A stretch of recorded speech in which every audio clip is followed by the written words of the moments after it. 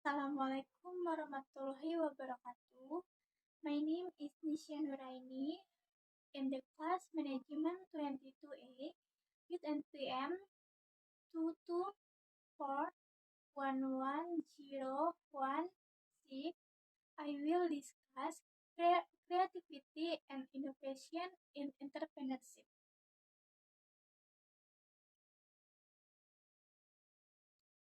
Next, berpikir kreatif.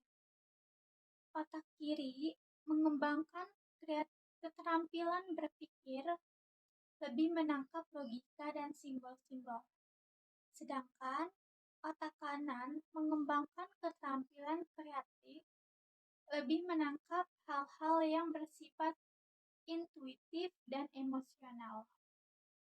Jadi, wirausahawan ini selalu menggunakan otak kiri untuk mengembangkan keterampilan berpikir dan otak kanan untuk belajar mengembangkan keterampilan kreatif.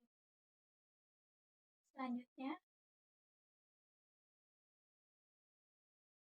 ciri-ciri wirausahawan yang menggunakan otak kanan. Yang pertama, selalu bertanya, apa ada cara yang lebih baik? Yang kedua, selalu menantang kebiasaan, tradisi, dan rutinitas. Yang ketiga, berefleksi atau merenungkan dan berpikir secara mendalam. Yang keempat, berani bermain mental, mencoba melihat masalah dari perspektif yang berbeda. Yang kelima, menyadari kemungkinan banyak jawaban daripada satu jawaban yang benar. Yang keenam, melihat kegagalan dan kesalahan hanya sebagai jalan untuk mencapai kesuksesan. Yang ketujuh, mengorganisasikan ide-ide yang masih samar terhadap masalah untuk menghasilkan pemecahan inovatif. Dan yang ke-8, memiliki keterampilan helikopter, yaitu kemampuan untuk bangkit di atas kebiasaan rutin dan melihat permasalahan dari perspektif yang lebih luas, kemudian memfokuskannya pada kebutuhan untuk berubah. Selanjutnya, ada 7 langkah proses menjadi kreatif menggunakan otak kiri menurut Zimmer.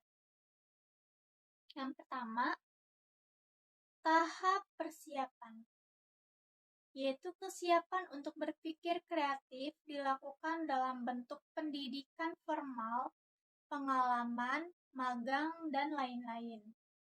Yang kedua adalah tahap penyelidikan, yaitu tahapan ini diperlukan untuk dapat mengembangkan pemahaman yang mendalam tentang masalah atau keputusan.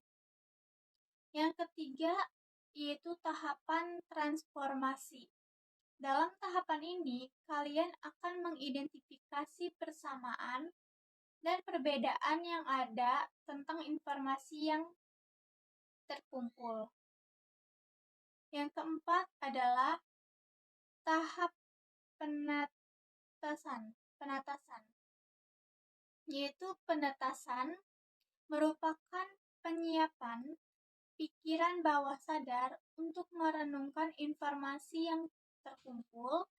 Terus juga pikiran bawah sadar memerlukan waktu untuk merefleksikan informasi. Selanjutnya yaitu tahapan penerangan. Penerangan akan muncul pada tahap penetasan, yaitu ketika terdapat pemecahan spontan yang menyebabkan adanya titik terang. Pada tahapan ini, semua tahap sebelumnya muncul secara bersama dan menghasilkan ide-ide kreatif serta inovatif. Yang keenam, tahap pengujian, yaitu validasi keakuratan dan manfaat ide-ide yang muncul yang dapat dilakukan pada masa percobaan, proses simulasi, tes pemasaran, pembangunan, prototipe, dan aktivitas-aktivitas lain yang dirancang untuk membuktikan ide-ide baru yang akan diimplementasikan. Ketujuh adalah tahap implementasi, yaitu tahap transformasi ide ke dalam praktik bisnis. Selanjutnya adalah berinovasi. Keinovasian adalah kemampuan menerapkan pemecahan-pemecahan persoalan kreatif secara kreatif dan menciptakan peluang untuk meningkatkan atau memperkaya kehidupan manusia, menurut Cimmerer tahun 1996. Inovasi memiliki beberapa makna penting yang mencangkup hal-hal sebagai berikut. Yang pertama, inovasi sebagai pembaruan. Yang kedua, inovasi sebagai perubahan. Dan yang ketiga adalah inovasi sebagai keunggulan. Selanjutnya, penjelasan mengenai inovasi sebagai pembaruan. Inovasi pada hakikatnya adalah pembaruan yang menghasilkan nilai tambah baru bagi penggunanya. Objek inovasi adalah nilai tambah suatu produk, proses, atau jasa. Kemudian, inovasi selalu berarti baru. Dan parameter kunci dari inovasi adalah nilai tambah bagi pengguna.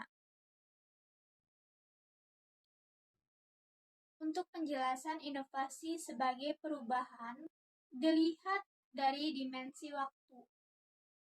Inovasi lebih menekankan pada objek yang baru, akan tetapi sebenarnya lebih menekankan pada proses baru yang akan mengakibatkan objek baru.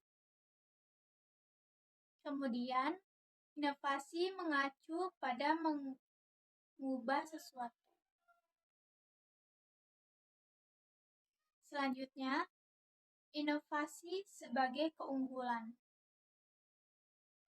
Dengan inovasi berarti kita menciptakan keunggulan-keunggulan dalam bentuk yang baru. Inovasi bisa dalam berbagai bentuk seperti inovasi produk, proses, metode, teknologi, dan manajemen. Selanjutnya adalah inti perbedaan kreativitas versus inovatif. Kreatif ini adalah memikirkan hal baru yang berdaya cipta, seperti menciptakan sesuatu yang berbeda dari yang lain, menghubungkan ide-ide atau hal-hal yang tadinya tidak berhubungan. Contoh ide kreatif, ide untuk menemukan alternatif transportasi yang cepat, murah, dan mudah digunakan. Sedangkan inovatif melakukan hal baru, yaitu menciptakan sesuatu yang belum ada menjadi ada. Kemudian, pembaruan atau menciptakan sesuatu yang sama sekali berbeda. Contoh inovasi adalah membuat aplikasi Gojek yang sebelumnya belum pernah ada. Thank you for watching. Wassalamualaikum warahmatullahi wabarakatuh.